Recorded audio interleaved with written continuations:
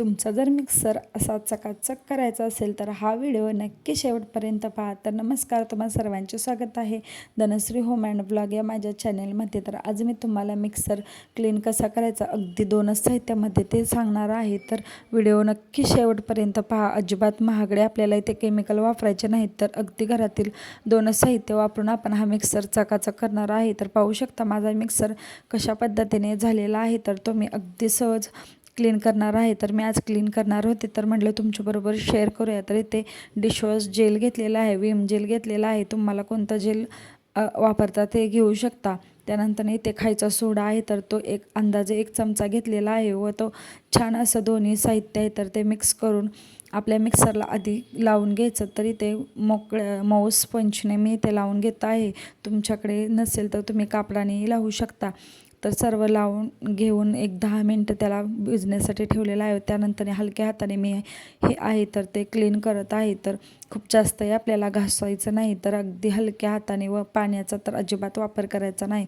जेवढा आपला स्पंज ओला असेल तेवढ्यामध्येच आपल्याला हे क्लीन करून घ्यायचं आहे. कारण मिक्सर हे इलेक्ट्रॉनिक वस्तू असल्यामुळे त्यामध्ये मोटरमध्ये पाणी जाण्याची व त्यामुळे मिक्सर खराबही होतो व करंट लागण्याची भीती असते. त्यामुळे अजिबात इथे पाण्याचा वापर करायचा नाही, तर फक्त स्पंज ओला करून घ्यायचा व त्यानेच आपल्याला हलक्या हाताने घासून घ्यायचं आहे. मिक्सरचं जे आतील साईड आहे तर त्यासाठी इथे मी चमच्याचा उपयोग केलेला आहे.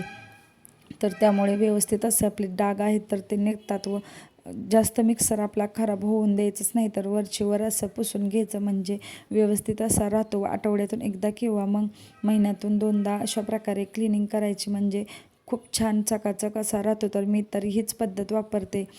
तर इथे चमच्याच्या साहाय्याने जे कडा आहे तर त्यातील सर्व जी काही घाण साचलेले आहे तर ते काढून घेते व आपण विम जेल आणि सोड्याचा वापर केलेला आहे तर त्याने आपले डाग आहेत तर ते हलके होतात व पटकन असे निघले जातात. व हे ज्या खाचा असतात तर त्यामध्ये अशा प्रकारे कापडामध्ये चमचा फसवून हलक्या हाताने पुसून घ्यायचं. खूप चकाचक निघतात. अजिबात आपल्याला एक्स्ट्राचं काहीही करायला लागत नाही. तर तुम्हाला पाहू शकता ओल्या कपड्याने शेवट मी ते थोडंसं पुसून घेत आहे. अजिबात जास्त पाण्याचा वापर करायचा नाही व जेव्हा ऊन असेल तेव्हा हे मिक्सर स्वच्छ करायला घ्यावं.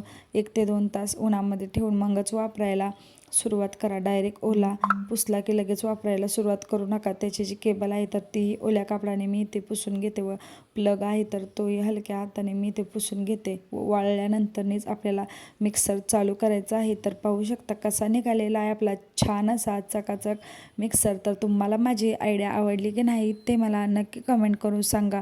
व तुमचं जर असा जुना मिक्सर असेल तर तुम्ही 1 ते 2 वेळा रिपीट करू शकता म्हणजे चकाचक निघेल. आवडल्यास नक्की सबस्क्राईब करा. धन्यवाद.